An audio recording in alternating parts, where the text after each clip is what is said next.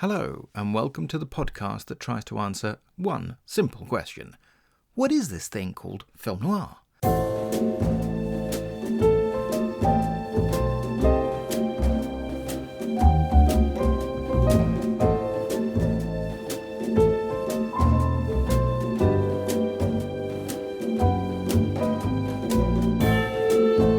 I'm your host, Sergio Angelini, and welcome to Tipping My Fedora, where we discuss movies, books, TV, radio, and much more besides, all from the darker side of the street.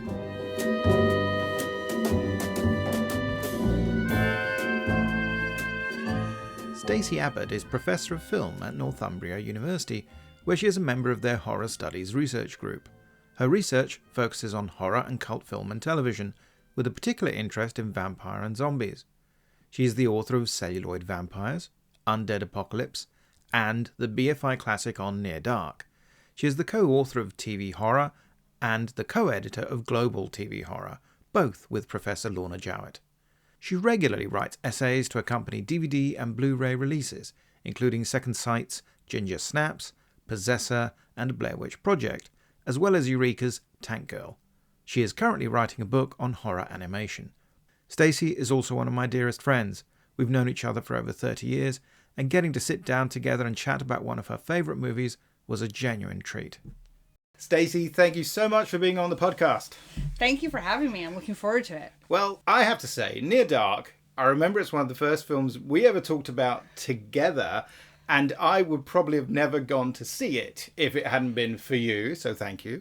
Job done. It's a great experience. Yeah. I rewatched it ahead of us doing this podcast, but before we get to that, I want to ask you my two favourite icebreaker questions. First, what's your definition of film noir? Well, my definition is going to be annoying for you because I think I see it as both a style and a genre. So I'm not someone, I don't see it as something very rigid. I think obviously it was not conceived as a genre. It's a confluence of events that I think led to film noir. You've got a series of European filmmakers arriving in Hollywood with their different, stylistic traditions that they're bringing to Hollywood. You've got a kind of post-war malaise. You've got lots of detective fiction coming out of American detective fiction. You've got Hollywood wanting to make low-budget B movies and shooting at night and shooting in low-cost environments. So I think there's a whole wonderful set of things that make film noir happen at the time. But obviously, once those films start rolling out, then people start copying them and people start modeling it, and cinematographers start continuing to develop that style or being hired because, well, we really liked what you did on The Big Combo, so, we want a bit more of that. So I think it sort of becomes a genre, and I think particularly the more you get into contemporary cinema, I do think filmmakers do think of it that way and start working within it as a genre, and I think that applies well to what we'll be talking about today. Yeah, so in a way, it's almost like noir is sort of a movement and style, and neo-noir is an actual genre. Absolutely. Yeah. Absolutely. Okay. I think it's that kind of trajectory. So we're in that context. So what would you say is the first film noir that you saw that you thought, this is film noir, I like it? Well, my answers, I have two parts to this answer. I'm going to have a lot of two-part answers. I think that probably the first one that I was aware of film noir is kind of boring in the sense it's very classic. It would have been Double Indemnity, and I saw it in like a film history class, and it was the one that I saw which we were talking about it as film noir. I probably would have seen examples earlier on TV when I was younger, but not necessarily knowing that's what it was. It was detective fiction, and despite my current film preferences, probably when I was young, I was more likely to be watching musicals and comedies than crime fiction. So it was really with film classes.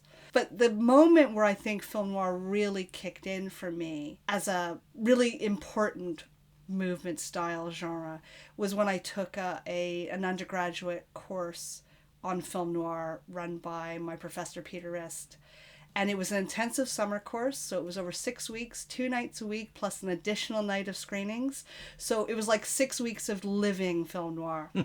And we looked at the work of Cornel Woolrich, and we looked at the fiction, we looked at John Alton, we looked at a whole range of films like Phantom Lady, Detour, I mean, loads of great films that I'd never seen. We also looked at European films that kind of had a noir edge.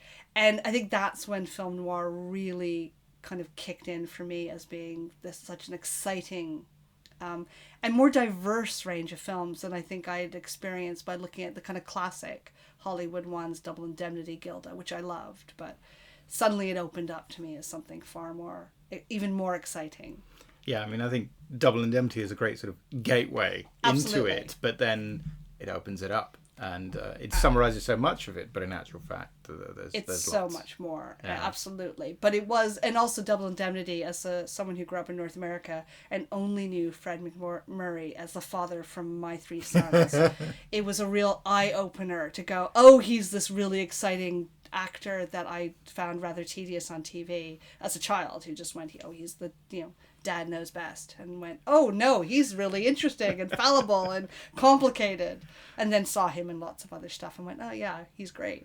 But yes, I mean, at that period, yeah, he was doing Flubber and what have you, and yeah, the Disney and that's films. Who he was to me. And suddenly, Double Indemnity. I mean, Barbara Stanwyck, I think I always knew was complicated and rich, but him was a real eye opener. So, Near Dark doesn't exactly get promoted as a film noir per se. I mean, I remember when it came out, and I didn't go to see it at the cinema.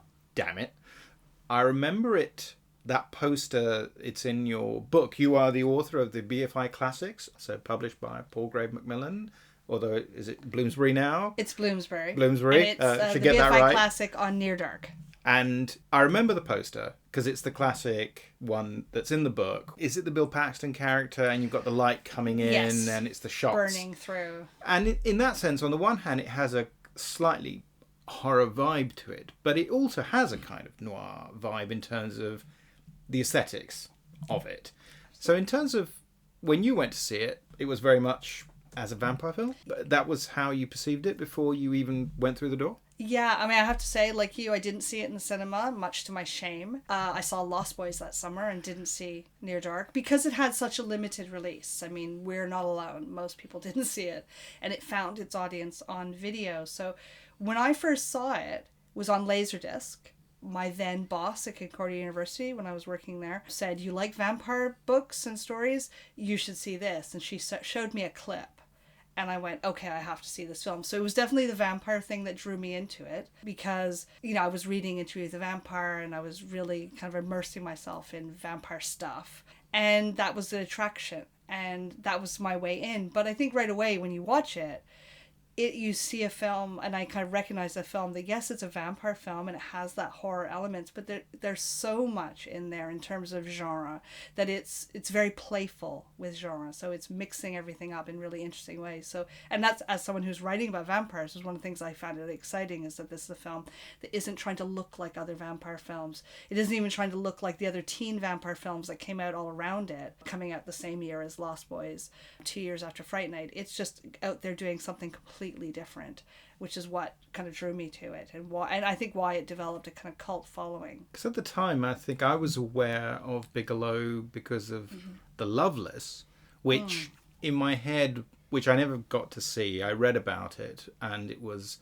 as I understood it, a kind of Circean film, or kind of, an approach to the 50s where it's what's really going underneath, and it's all seemingly all right, but really it's bit like The Wild One, it isn't perfect society that where everything conforms is just not true. Yeah. But she comes from an art background. In the 70s, she was known as an artist. Yes. So in a way, the aesthetic side of it is important, obviously. Yeah. And what's so interesting, because I remember in your book, you talk about, I think that scene you first saw was the Roadhouse sequence, which is... Can I before we even talk about the film, can we talk about that sequence? Because because on the one hand, I remembered it from the last time I saw it, which was actually quite a while ago. On the other hand, it was interesting. I was watching it, and in your book, it made me, one of the great things about your book is it made me enjoy the film even more and appreciate it more. But also because I have to say, on just a reviewing that sequence, I found it slightly halting occasionally. And some of the editing patterns has a kind of slightly stop-start quality, and it's to do a little bit with, I suspect, the limited budget that they had. There are these odd cutaways to, well, not odd cutaways, but these cutaways to the other people in there that feel like there's almost no progression. They're just standing there in horror, and they're still standing there after two people have just been killed. And you're thinking, I'd have started running by now, or I would have looked even more frightened. And yet somehow the way you discuss it, it's so interesting in terms of what it's saying about creation of the new vampire persona for Caleb. Everyone sort of showing themselves, I suppose, almost at their worst, at their most extreme. Yes. And so it's a fascinating sequence. It is very long. It is. It is the, in that sense, kind of the major set piece of the film, isn't it? Absolutely. Absolutely. And I can't remember now. I think I did time it. It is like 9 minutes or something like that. It's a very lengthy sequence. And it is, I think it's, it is that moment that it's, I don't know if it's literally halfway through the film, but it feels like it's the pivot that the film works around, that you kind of build to it, and then everything that comes after is sort of in response to this moment. Because up until this point with the vampires, you see them as they're charismatic, they're chaotic, they're kind of fun. You see them doing nasty things, but it's actually quite restrained as a film. And this is a moment where you get to see the brutality. It's not very, in retrospect watching it, it's not very graphic in terms of blood. Like, you don't see a lot. There's a bit. But it's actually the kind of tormenting of people and the pleasure they're taking in it. So I do think for me, it is a real pivot moment. And I remember my first viewing of it is that what I was really fascinated by was the ways in which it, to me, that stop-start, that building of pace, like that length of it, is how, because the whole sequence is about trying to get Caleb to make his first kill, how it kind of invites the audience to sort of start saying, go on, Caleb, do it. Like, just do it. Like, and because it's building that goes on, and he won't do it. And I remember feeling this, wait a minute, what am I thinking? But I am willing him to do it because it takes its time. And so, yes, it has that kind of fragmented feel. And I suspect, it is a low budget film. But I also think it's playing with the rhythms of the music because it's got this jukebox score in this moment. So, and the songs do shift, and suddenly it gets very slow when we have Fever playing. It's taking its time, and in a way that is makes you very uncomfortable, while at the same time it also has Bill Paxton giving his best performance in the film. I mean, he's fantastic across the film, but this is his moment. And you have lots of humor, lots of action. Like, it's a really interesting mix as a sequence. And I think it really says a lot about the film, and particularly Bigelow as a filmmaker, because if you compare this to The Loveless, which, as you said, is a kind of Circean biker movie where everything's below the surface, here everything comes to the surface, and she is really enjoying kind of pushing the boundaries. So if we take a slight step back and we said, right, the beginning of the film, we're supposed to be Oklahoma. Yep. It's not Oklahoma, but okay, so we're somewhere in the Midwest. Yeah.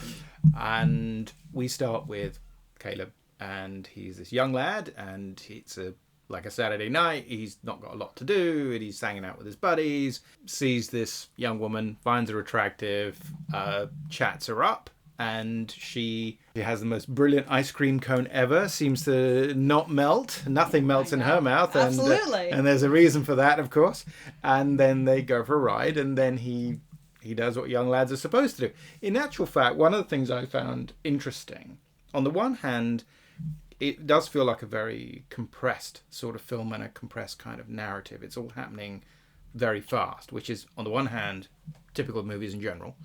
On the other hand, to me, it felt almost a little bit too fast. I kept thinking, I could have done with a teensy-weensy bit more introduction. There's more mystery. Yeah. But at the same time, you can only really appreciate what's going on, I think, when you watch it the second time, because you don't know who she is. You're invited to take a very superficial reading of Caleb, and it suggests that that's all there is, because he's easier to understand because you identify with him more directly. He's, at this point, shall we say, a simpler, unconflicted human being. He just wants to get out of town. Yeah. He's a bit bored, but it's not worse than that. He doesn't seem like a particularly bad guy, you know. He works for a living, he's bored, works on a farm, and etc., etc. And then this very, very strange, shall we call it a date or a car drive? Yeah. He's trying to make his moves and they're not kind of working, but you do a great job in your book of suggesting that, well, you know, you're looking in the wrong direction and we should be looking at the young woman who's May. And one of the things I found so compelling about your book and your reading of the film, which I completely agree with, is that in the end you want to see it from May's point of view. It's a more complicated view, and the film doesn't ever resolve it truthfully. You have, therefore, this tension about her once you have a sense of what she's like, which is that on the one hand, she's, you know, the opening of that is kind of the same opening as Body Heat. Absolutely. And so it's this pickup. The young woman has a better idea of what's going on than the man. She's probably not quite as young as she appears. We don't know how long you kind of think she's kind of an 80s girl, so she was turned fairly recently. Yeah, Do we actually know that? She does say it's about 4 years ago. She talks. I've missed that. There's a brief moment because it's the seemingly younger vampire Homer who turns her, and I think when she talks about that, I think she says it's like 4 or 5 years ago or something like that. So yeah, kind of early 80s. So she's been doing this for a long time. So she's killed probably hundreds of people. So on the one hand, you have to absorb that, and you have to decide, okay, do I ignore that because I didn't see any evidence of that and she seems quite nice? Or is it that actually, as you rightly point out, she's the one who fancies Caleb and she's trying to bring him into her orbit a little bit, share her way of seeing the world, you know, the nighttime, all the senses, which is pure Bram Stoker stuff. Absolutely. The children of the night, that sort of thing. And yet at the same time we're looking at Caleb because we think it's going to be, because we start with him. Yeah. So we assume it's going to be about him. And it kind of is and it kind of isn't. That's very smart. That's very interesting. On the other hand, when we kind of, shall we say, cut to the chase, when eventually he sort of lassos her, which seems like a very modest kind of sort of, I'm going to be a bit naughty here, how do you feel about it? She could have just said, I'm not playing this game, I'm walking home, and it would have been over. She doesn't do that. So she has her own agenda.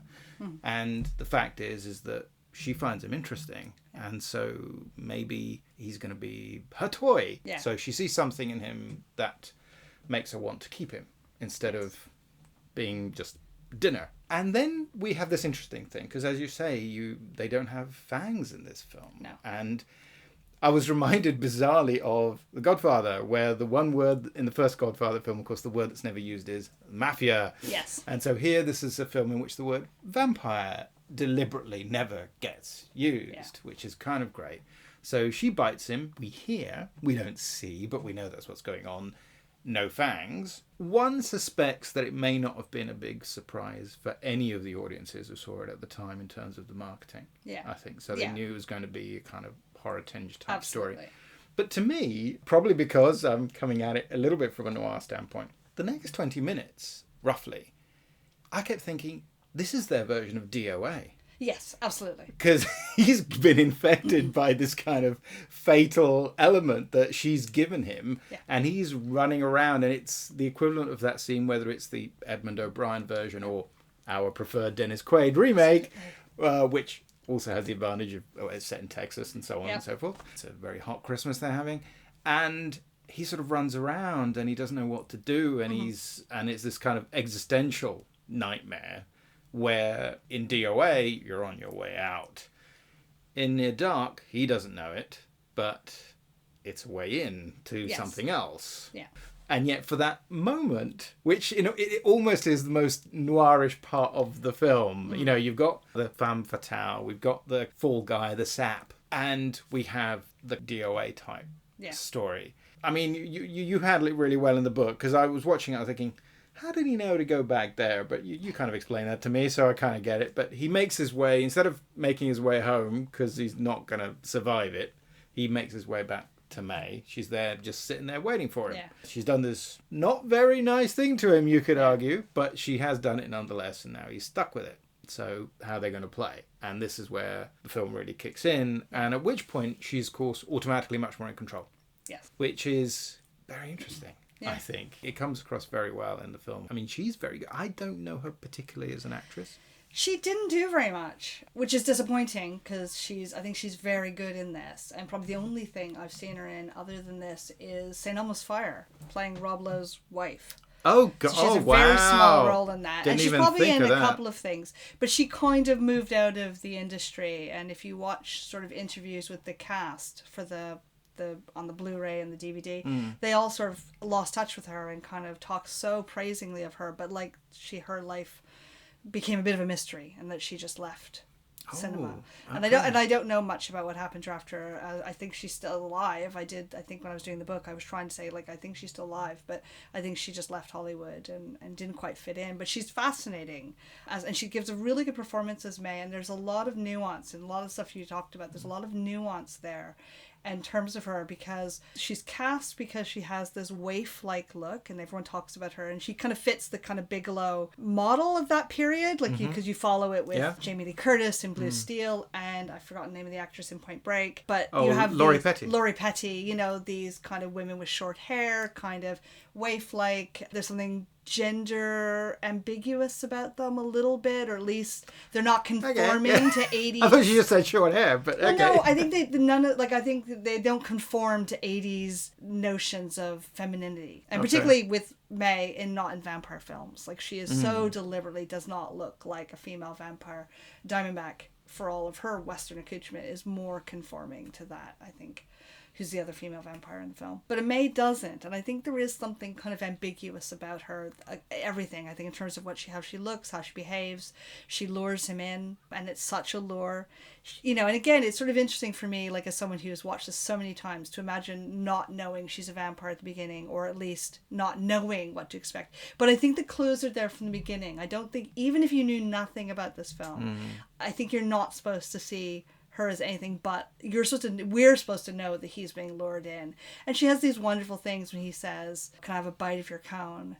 And she says, "Bite?" referring to the ice cream cone. And he says, "I'm dying for a cone." And she went, "Dying?" Like, she's telling us, Have a bite? Bite? Just dying for a cone. Dying? You're from around here, are you? I'm more than I look, even though he just thinks it's flirtation. Sadly, he's not as film savvy as we are. He's not. Like, he completely misses the cues. And so I don't think we're always supposed to know she isn't what she appears, and that this is a lure. Because it's so, even just the way she walks out onto the street in slow motion with the ice cream cone, like, she is luring him in. And I think you're right. I think she is drawn to him. And I think one of the things that I find fascinating with the film is the ways in which, you're right, at first he seems like a typical 18-year-old, slightly unhappy with his circumstances. He doesn't seem like he has some existential crisis to unpack, or he doesn't look like someone who's a bad guy, but he is just a guy. But she does see something in him. And I think as you watch the film, that plays out, that actually there are moments of darkness in him. Even the seduction, the kind of him making a pass at her in the car, it's fine. But when he takes the keys and kind of puts them in his shirt, so that when she's saying, "I need to get home," and he's saying, "I just want a kiss," like, I'm going, well, actually, that's really manipulative. Like, he is manipulating her. She is quite distressed, or seemingly distressed. Although he has absolutely no reason to understand why she might be. No, absolutely. No, she's just distressed. That's not the obvious conclusion. It's not the obvious, you're going to burn up in the sun, which you will find out quite soon. But I think there are moments, and there's the other moment, which I do talk about in the book, which I find really effective, is once he's made this turn, but is yet to make his kill, he basically has to feed blood off of her, right? So she feeds him. And the first time, it's very seductive, it's very sexual, it's very mutually satisfying. The second time he does it, she feeds him. He clearly won't stop, and she has to push him away. And I think it's a brilliant bit of acting and performance and lighting of a sequence, because you've got sort of lightning flashes as it happens. And she tells him, you could kill me if you don't stop, if you drink too much. And the look on his face is a great performance by Pasdar, because he doesn't look like he cares at that moment. Like there's a bloodlust in him at that moment. And so I think there are these great moments where you see what drew her to him as someone who could fit into this world. And you see moments of him wanting to fit into this world. But he's on that cusp. Is he going to give in to this and to all this excitement and these kind of cool people? And I'm the first one to think they're super cool. Like, who wouldn't want to hang out with them for a bit? But then, or does he go back and protect his family, and does he really want to do this? And he doesn't want to make a kill. And he says in one of his whinier moments, but I want to kill. And it's a great delivery where he does sound very whiny. And I go, come on, come on, Caleb. So harsh. It's been about, because that's the other thing, of course, is it all happens. We're not 100% sure. You could sort of come up with a chronology. Yeah. It doesn't quite work. One of the things that I like about the syntax of the film is the way that it alternates the family, his father and sister, who they go out looking for him. So, of course, we see them in daytime. Yes. And he's out seemingly trying to learn the ways of being with the new family. And I mean, I had a lot of sympathy for Caleb, because I thought, how much is this in him, or is it just happened to him because of this thing? So it's kind of like you've got some horrible disease and it's changed you. So you're just not you anymore. So it's not like saying, oh no, I have so much shame. I think, no, I'm a different person now. And yet clearly the way that all the other characters who are, shall we say, fully formed, you accept them as completely thought through characters, and they are who they are, but they're vampires. So he's kind of perpetually in this liminal, that's a word used several times in the book, but he just isn't there yet. He's stuck in between. Absolutely. It's almost limbo, really, in terms of striving for something but not quite getting there yet. And because he's on the one hand resisting, on the other hand, like you say, the pull is clearly very strong. Yes. So at this point, we get to spend more time with that, and it shows you how dumb I am. Because it had been really a long time since I'd seen it. I was convinced that the Winnebago sequence was at the end of the film. And, because I think I remembered it, because this, it comes out of nowhere. So we've had the kind of Western iconography right at the beginning. He's got the cowboy hat, fair enough, right part of town. And then we see the landscape, but then this Winnebago comes in and scoops him up. Yeah. And seemingly he's going to be breakfast, but she then, as I say, big plot reveal. Yes. She's turned him. Yeah. Or is in the process of doing that. They don't explain the rules that much. No, they don't. And I think as a genre fiction, they're not interested in the rules. They've kind of changed it. The point she says he's been bit, but he ain't been bled. So it's a changing where in traditional vampire fiction, it's about exchange of blood that makes it. So they have just changed it, but they don't bother going into it, what that means and why. Like, it just is. And it means he's survived. Like, that's why he's able to, like, try to get home, because he hasn't been bled. Like, because otherwise he would be not able to try to get home in the daylight. But one of the things I like about that opening, and this is only upon repeat viewing. See, when I first saw it, she bites him. He runs off, the sun comes up, he tries to get home. And the whole time he's kind of walking home, and he's crossing this kind of deserty, dusty roads. And he's clearly getting sick. And of course now he's turning. What I didn't realize, because I just thought all of that, I thought it was just being like he was throwing up lots of dust around him, but he is literally burning. Because where you get loads of smoke. Yeah. And I think that's one of those nice things, because honestly, the first time I saw it, I think I just... I just saw it as being like, oh, it's dusty. And yes, he's turning. But it's the fact that he immediately is starting to burn in the sun. So he's having a rough journey home, and he doesn't know what's happened to him. He feels terrible. He is doubled over, but he is literally catching fire. And then gets pulled into this dark Winnebago with someone holding a razor-sharp spur against his neck, saying, I'm going to tear off your face. So it's a wonderful and disturbing entry into this world. And they don't explain a lot, but I love the fact that they just throw you into it. And that clash between the really, really bright, deserty daytime landscape and the absolute pitch dark of inside the Winnebago, I think is beautifully done to really set up that premise so that the whole film will be divided between the daytime and nighttime, and him making this choice. It's very classic Bigelow to kind of use the visuals to tell that side of the story, and you don't really have to say it, as much as eventually he will literally have to make a choice between both families. But they set it up visually from the start, so you kind of go, yep, right, we know where we're going here. Now, one of the things you discuss in the book is a phrase we love, which is genre hybridity. Yes.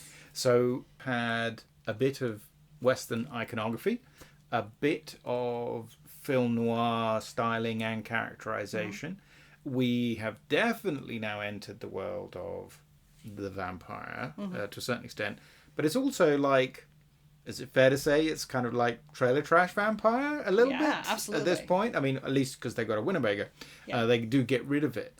Again, I you know what? When I first watched it, sorry, not when I first watched it. When I recently rewatched it, I got, again, that thing about the speed of the narrative. I got slightly confused about them burning up the Winnebago, but of course it's because they've been spotted. Yes. But it's interesting because I remember you saying that the Pasdar role was offered to Michael Biehn, and Michael Biehn said he found it confusing. Yeah. So one suspects it was always, and obviously I know you've read the script, but you get the impression, basically it was pretty compact, and you just had to go with its own internal logic. Yes. You can't just keep referencing other things. It's making its own path. Yeah. And one of the things that's fascinating is that you've got all these elements, but actually there's even more. Because without unnecessarily skipping too far forward and missing a lot of good stuff, but certainly by the time you get to the very extended climax, which once again brings back some Western motifs. I mean, there's horse riding, not for that long, but it's there. And then you get face off. And then you get the face off. Yeah. No, I meant literally the bit on the horse just isn't very long, but then it's there. Much more you get the kind of gunslinger aspect. And we were talking about this just before we started recording, but it's very much this sense that there's also some sort of reflection on Terminator film, which the first one had come out before a little bit, but it's also very specifically seems to look forward to Terminator 2. But also you've got 3 cast members, and it would have been 4 if Michael Biehn had said yes, in theory, from Aliens. Yeah. So partly there's just that awareness, just because Bigelow and Cameron knew each other, James Cameron.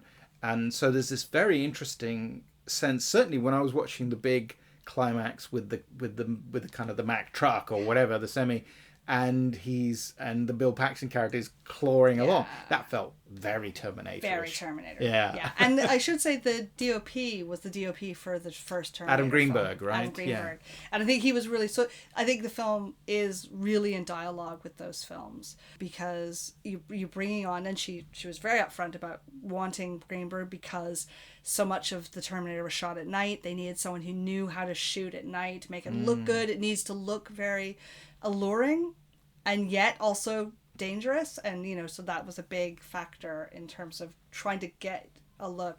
I always say that the vampires in this film sit much more comfortably alongside the Terminator and other kind of 80s action figures than if you put them next to a bunch of 80s vampires. Like, they don't look like 80s vampires. They don't behave like 80s vampires. They look dirty, and that's one of the things about them. They're always burnt up in the sun, so they're always like shedding burnt skin. Their clothes are dirty. They never change their clothes. I mean, Bill Paxton cleans up at one point before he picks up a couple of women on the road. He looks quite tidy, but otherwise they're always dirty, filthy, and kind of worn out, and they're living moment to moment. And there is something about that energy that you think you get from the action sequence. And absolutely, big climax with the Mack truck is, I think, clearly influenced by something like the Terminator, by the idea of this villain that won't stop. He gets hit by a truck and he keeps coming, and that is very Terminator. And you can see that she's in dialogue with that, and obviously very self-consciously cast the 3 cast members from Aliens, so Lance Henriksen, Bill Paxton, and Jeanette Goldstein, which she said she wanted a unit. She wanted them to be, these are 3 vampires who've been together a long time, who knew each other really well, and had been surviving together. And so casting those 3 was very deliberate. And anytime you hear interviews with any of them talking about it, they talk about that unity that they brought with it. But she also put them through kind of vampire boot camp where she got them all to, including Caleb and May, you know, all of them, to work together on, you know, how fast could they take their truck and paint out the windows and make it dark and protect themselves, and would time them and gave them that kind of training. And I think it was building on those relationships, which I think comes across. So it's very much in dialogue with that period of action cinema.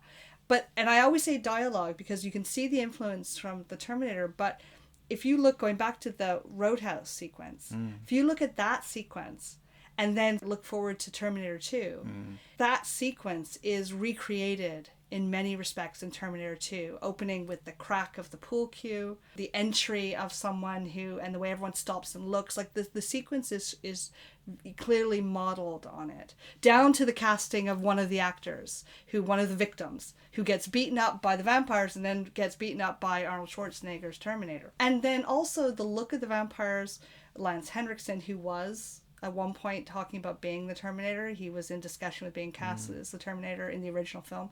But their thin, slim look does seem to speak forward to the T-1000. That sense of someone who doesn't look physically imposing, but actually really is. And I think Lance Henriksen in particular has that kind of look where you just go, yeah, you look like we could blow you over in a light wind, but actually there's so much steel inside you.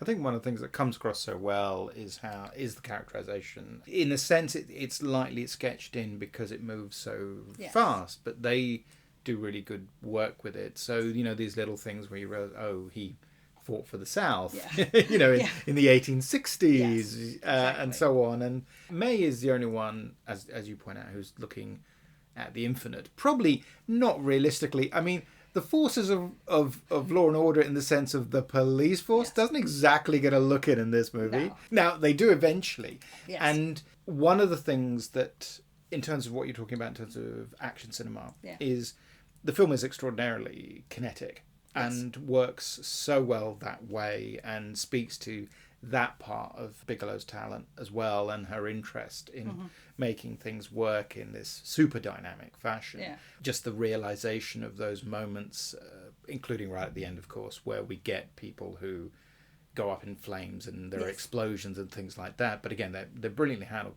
especially considering what a low budget film it is. It's very successfully done. And I think it's very good. The most noirish looking part of the film is, of course, that sequence, the kind of siege, where you do finally get some cops. Yes. And you get what is, to me, you know, having talked about the actors and some of the text, it's interesting to focus a little bit on the visuals, but certainly that sequence when you get the bullets coming through, it's super noirish because it's these little beams of light that are canted angles, and so therefore they're not straight. Nothing is in a regular conformist sort of way.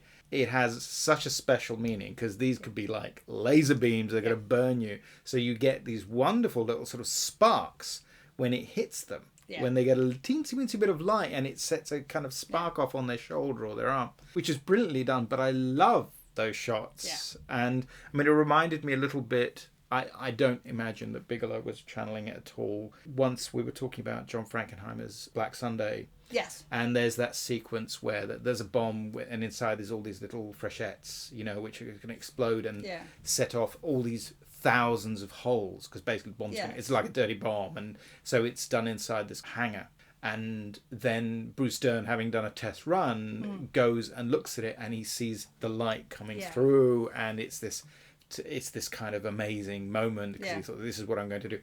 Here it's in the middle of an action sequence, and in terms of, well, I mean, talk us through it, but I love the grammar of it and I love the look of it, and I think it's super noirish but super 80s action movie too. Absolutely. I mean, I think it is a great moment that brings together lots of genre elements, because it is that noir moment of literally the clash of the criminals and the police coming head to head in this motel. So the vampires are holed up in a motel overnight, just manage to get in as the sun comes up. They're all asleep in there, and then they get a knock on the door. and it's police. And what you get, and again you get that similar clash as the sequence goes back and forth between shooting from outside and then inside, so light and dark coming into kind of conflict. And then once the shooting begins, and then you get these kind of, like I said, noirish crisscrosses of light, you know, that are just beautifully distorting, and but they are presented like lasers. They literally crawl under them to get around it because they're being burned. You have the risk of being burned. So you have that. It has all the vampire elements, because this is how you threaten vampires. Up until now, the reason why they think that nothing will ever get them is that nothing can. The only thing that can kill them is sunlight. There is nothing, there are no crucifixes, there are no wooden stakes that will kill them. At least nothing in the film is evidence of that. They don't mention it. It's never referred. It's very deliberately not acknowledging any of that. So you're saying the one thing that can kill them is the sunlight. So all of that brings into the vampire elements. But it's also a Western. It's a shootout. It's a shootout. And they all have their 6-shooters and their guns. And it brings in the action, because amidst all of this, they're making funny jokes.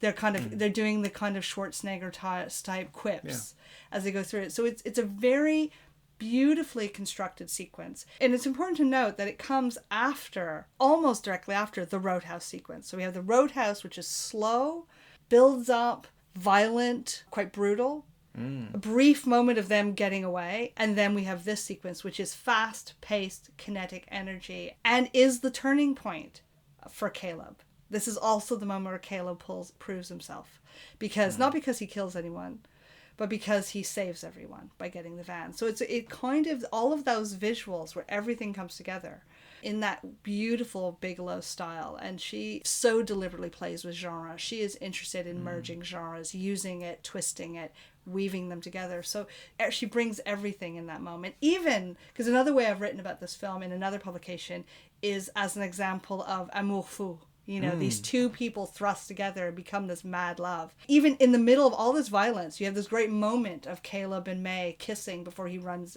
out to get the van. That feels very They Live by Night. Feels very Gun Crazy.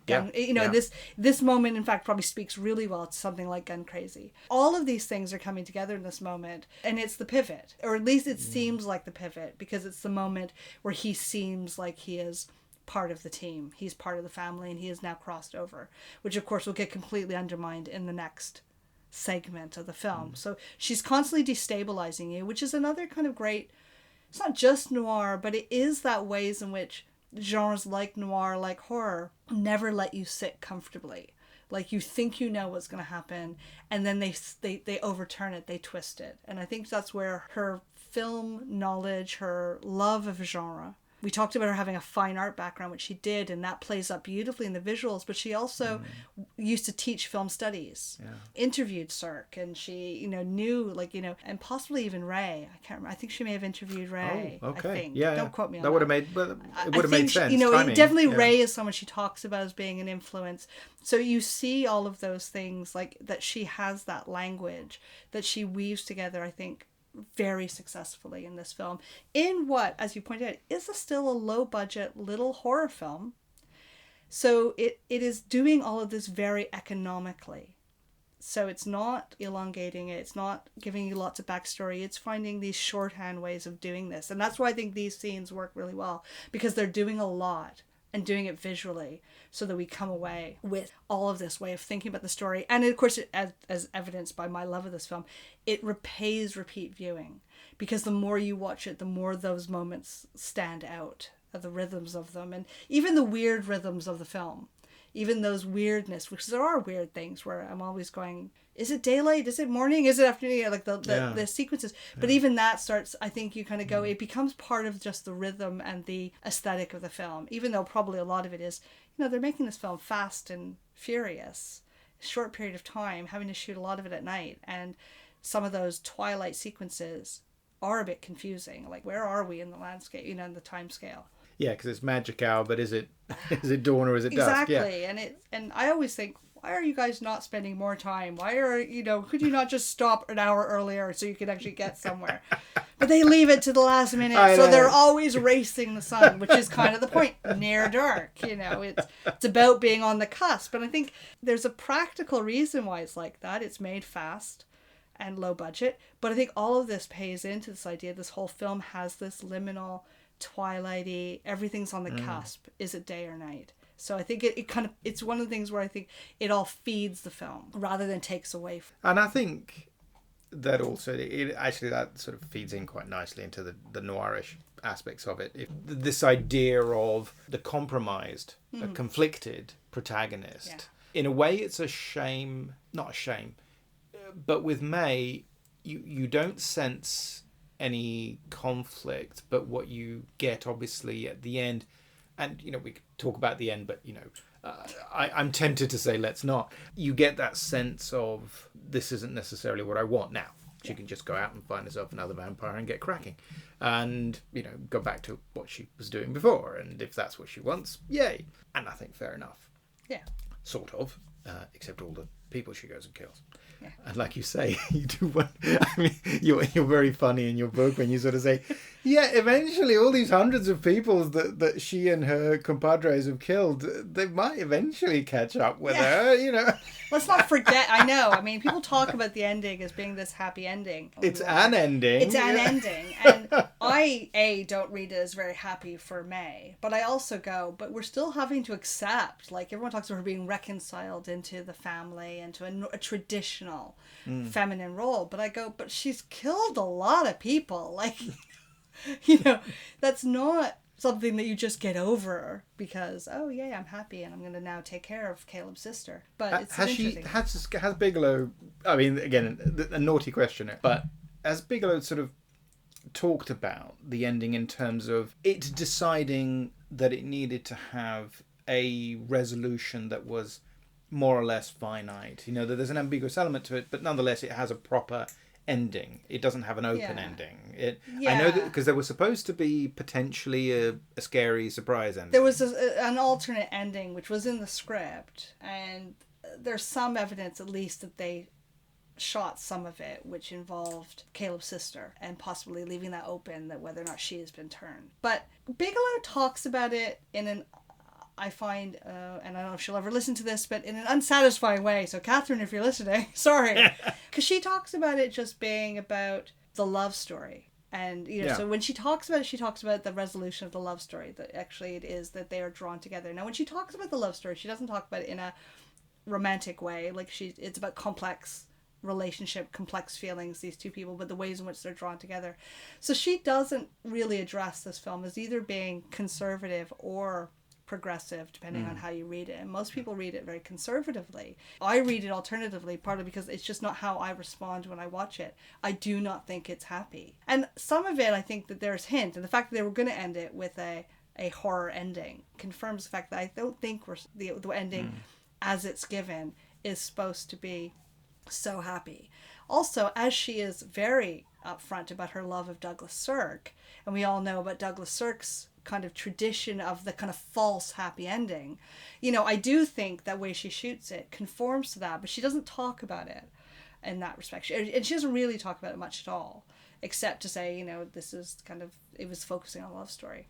There is an interesting idea of the 80s, and I suppose we really mean Reagan's era, as being this weird attempt to recreate the 50s, and therefore whether it's the All That Heaven Allows, Magnificent Obsessions, a style Written on the Wind, Imitation of Life, these kind of odd finales in some of Sirk's films, well, that seem to suggest a comfortable resolution at narrative level that doesn't really address some of the underlying themes. And you're either saying, well, I'm sweeping them under the carpet, or I'm saying, look, censorship's an issue. I'm living in the 1950s. Also, I need to think about, the studio wants me to provide something that's going to give some emotional uplift for viewers, so that the idea of a film that doesn't really end, or that has a massive downer for a film that doesn't necessarily want it to lean into that. You've had all the suffering,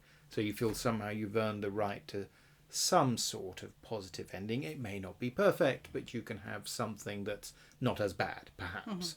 Everyone's learned something. And in the 80s, it always seems to be, it's 30 years later, and you're sort of having to renegotiate, relitigate that whole concept. Yeah. which is bizarre. And we lived through it, you and I. We Yep. were teenagers then. Yes. In terms of noir, Yeah. one would think a film like Witness, which has not an ambiguous ending. It's a sort of love story ending where they love each other but they can't be together. They come from different societies. It's the kind of the way we were ending. But in a good way. In a good way, exactly. And that's, I think, a terrific Absolutely. neo-noir, and it works terribly well. Yeah. Near Dark, partly, I suspect, because of so many different inbuilt genre expectations, creates a possibility for a more open text. Yeah. So the film, I think, does what it can. Yeah. I personally never found the blood transfusion idea very successful. It seems real shorthand. Yes. It's a little bit irritating because it happens comparatively early on in the last act, and therefore you really have to accept it for it to progress. And it sort of almost doesn't have the time to really develop this idea of, it's almost like it's a different film. It's almost like that should be the sequel. Yeah. It should be that, you know, she goes away at the end and he waves at her. And then in Near Dark Part 2, or Nearer Dark, it's about, can they reconcile? Which, of course, is Twilight. Yeah, exactly. Exactly. Which... Maybe we just don't want to go there, right? No, but it was interesting because this is a complete anecdote. In the Twilight era, when Twilight was huge, they did repackage Near Dark, and I think try to present, like, there's at least one cover Really? of a DVD or Blu-ray which really tries to make it look like Twilight, and this is not Twilight. This is not because, and I think that's why I really like it. I think, you know, it isn't about, even if you buy it as a love story, and some of the shorthand, I find I don't completely buy it as a love story because of this happens over a very short period of time. And I keep going, wow, they feel intensively. They barely know each other. But I think it is that kind of vampire connection. Like they're just, you know, you just have to, for me, I accept it through the vampire-ness of it. Go, yes, somehow they have connected in this very profound way very quickly. But I think it is just, that love story is so embedded with violence and bloodlust. But I just think it's not doing what Twilight. So I always thought that marketing was really odd. And I mean, I understood it. Let's promote it. Why not? Vampires are popular. Well, that isn't what the ending is about. It isn't at all. about how she's from one world and he's from another, and will they meet in the middle or won't they? No, exactly. No, and it is about, you know, and the cure, going back to what you were saying about the cure is a shorthand. It doesn't make any sense. His father's a vet. And somehow he's able to transfuse all their blood. Like, it doesn't matter. How much has he got lying around? Because, he does it from himself. He's like... he does not have enough pints for Adrian Pasdar. Exactly. Like, seriously. And then Caleb to May. Like, there's a lot of blood exchange in the 1980s. It's a very complicated thing. I think it just becomes that thing of, look, actually, we're not interested in... and this is where, like, the vampire narrative, they're not interested in the mechanics of the vampire. Mm-hmm. You know, what they want to do is get to a point where he has to go back to his family. But he can't go back as a vampire, so he has to find a way to be a human again. So that he again is faced with this choice. And then you get this kind of showdown.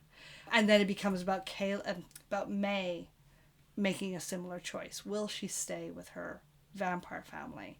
Or will she go with him? And I think so I think Bigelow and the person we're not crediting as well as Eric Red, who co-wrote the screenplay, you know, they're just not interested. And I mentioned Eric Red because, you know, he was also most famous for The Hitcher. Yeah. And The Hitcher's another one which it's not interested in the what makes him this Hitcher, who is he, and the reality. It's the mythos. It's the scenario. It's these bigger ideas. The rest is mechanics. So I think that the transfusion, which has a lot of people don't like it, or they think, oh, when do they do that? And you go, well, they were doing transfusions in Dracula. They never worked, but they were doing it. Like, the idea is not new. They just, obviously, Caleb's father's just much better at transfusions than Van Helsing. Well, all his dad needed to have was a couple of friends who worked in the medical profession, and they could have finessed it. And they just, like you say, it's kind of a Circean thing. Yeah. It's so you can get from point B to point C. Absolutely. And that's all it is. And so to fixate on it it's a weak point. I think it is a weak point. It is but a weak point, yeah. In the end, you say, you know what, it doesn't matter. It could, because quite frankly, it could have been an amulet. Yeah. It could have been magical. Yeah, exactly. They've gone for something that is grounded in the real world, which actually makes sense. Okay, maybe the science doesn't quite make sense, but the idea that he would do that, we've seen him with animals, he's got the equipment, like, it makes sense in a vampire story where they're actually saying there is no magic, in a very George Romero Martin way. There's no magic. There's no amulets. There's no potions. They kill with their teeth. You know, they drink the blood, and it does make them super strong and impervious to harm. One of my favorite bits is Jesse, the lead vampire, spitting bullets out. Again, yes. The biological connection ability to do that, I don't understand how he's able to be shot in the stomach and then literally spit them out right away. But hey, it works. In the end, it's always a difficult line. If you get too literal about it, it kind of falls apart. Because you know what? Real vampires, they probably don't really exist. If you deal with it as magic, you've done a deal with the devil. Because in my mind, I was thinking, while I was watching, I was thinking it's kind of the sympathy with the devil idea. Yeah. And if you assume that it's diabolical, in which case a blood transfusion really isn't good enough. But if you look at it that way, then you sort of say, okay, you're undead now. So it means actually you still get to have a sex life, which makes no sense whatsoever if you've got no blood flow and your bits just aren't going to work. Sorry, but there you are. They do not have little blue pills for that. If you accept, however, that it's infernal and that therefore it's part of the deal. You know, eventually Satan's going to get your soul, but you get certain advantages for X hundreds of years or what have you, then they're kind of like, yeah, all right, I can buy that a little more easily. But equally, one of the interesting things about Coppola's Bram Stoker's Dracula, to me, it's one of the few films that manages to square that circle by mixing and matching.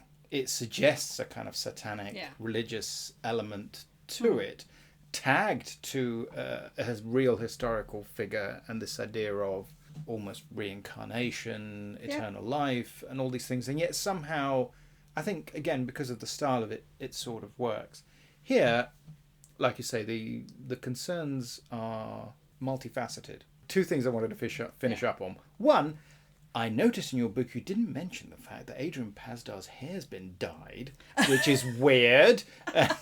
Also, because I think Bill Paxton's hair has also been dyed. I think they wanted to make sure they both didn't look the same.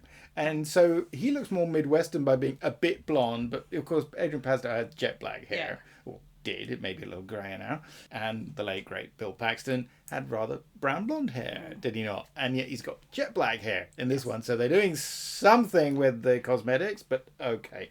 The other thing was, because of course it's on the cover of your book, and it's a great horror, but also a great kind of noir image, which is that fantastic shot where they're coming up over the hill, they're coming to town, the sun's behind them. Sorry, no, it's not. The moon's behind them. Yeah. And they're coming. And in a way, it's almost frustrating because it's a little bit far away, but it's almost like I wish that was on the screen even longer. Yeah. It's great. It is. It's such a great image. Yeah, I love it. It sums it up beautifully. It does. I have to say, when we discussed the cover of the book and they asked me ideas, and I was thinking about lots of things. I had this idea of a cowboy boot with a bloody spur at one point. Like, can we do that? A bit country and western. Yeah, exactly. Maybe not, may not go over well. But actually, when I said, look, there's this fantastic image, and as soon as I described it to the publishers, they went, we can work with that. And it was right away, like, this is the iconic image. It sets up everything. The unity of the family, they're all together. Actually, again, I've watched this film more than any other human, probably even more than Kathryn Bigelow. And so, like, I can recognize every actor, like, even though they're all in silhouette, like, it just seems very iconic, the poses for each of them. And that halo of light around them is so beautiful and imposing that there's something so threatening. And that the next moment is you see the kind of roadhouse, and then you get the kind of loud kick of the music kicking in and the cue ball hitting. There's something really powerful about that juxtaposition of this kind of pause, and you're right, I think you could pause longer, but I think it's such a deliberate moment that you pause And then we go right into the kind of, okay, now we're going into the big brutal action sequence. And they've built it up. Like, tonight, Caleb, you're going to make a kill. And so you know something's coming. And I think setting them up that way sets them up really well. Because if this had been, say, The Hunger, or directed by that school of film director, Tony Scott, Adrian Lyne, that would have lasted longer. Absolutely. In fact, they would have built that up and built that up and built that up. So one really respects this, given that it's a film that, after all, could easily be another 15 minutes longer without any problems. But they've made this choice of really kind of, in a way, almost brutally keeping it very condensed. So you have to pay attention. You can't slack off. You can't just say, I'll look over there a minute, or look at my phone and listen to the soundtrack. No, you need to watch every single bit of it. And that's a great testament to it. So listen, before you go, and thanks for coming, could you please sign a copy of my copy of your fantastic BFI Classic on the Great Near Dark by Kathryn Bigelow? And I've got a pen for you. You want me to sign it as we're recording? No, but I'm going to say thanks very much for coming. Thank you very much. Thank you for having me. That was great. I will happily talk about this film anytime. But yes, I will cut now. Okay.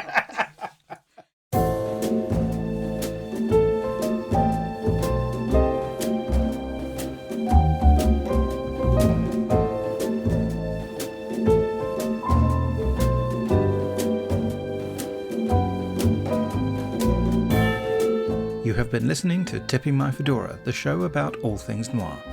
It is produced for Castiglione Publishing by me, Sergio Angelini, and our theme tune is by Petar Milinkovic, whose work is available through Tailkeeper Music. All audio clips are the copyright of their respective owners, and used under fair dealing and fair use exceptions solely for the purposes of criticism and review.